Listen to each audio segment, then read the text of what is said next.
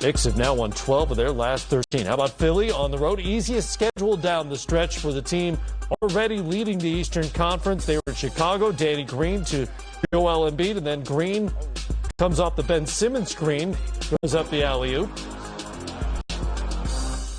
Seth Curry, he had 20.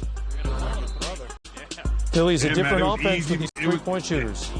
Yeah, but it was easy money early on for Philly, kind of getting whatever they wanted, whether it was drive to the baskets like we see right here, back doors, or Danny Green once again open from behind the three-point line. Yeah, he had 14, and Philly up by 17 at the half. They would build on that lead. Seth Curry to Ben Simmons. Sixers would lead by as many as 23. Seemed like an easy night, but similar to Sunday on the road, they give some of that back as the Bulls launch a 24-5 run. Javonte Green with the putback. Go get it. And the Bulls aren't done. Playing without Zach LaVine for the 12th straight game and without Nikola Vucevic, but they're fighting. Valentine to White, then Kobe White to Valentine for the wide-open corner three.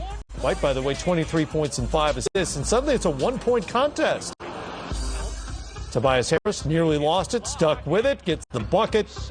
And then Ben Simmons, Defensive Player of the Year, very possibly. And that put it away. Philly's now won 5 in a row. Chicago's dropped 4 straight. So up to date, the Sixers with the win pick up a half game on the Nets. They have a full 1-game advantage on Brooklyn at the top of the conference.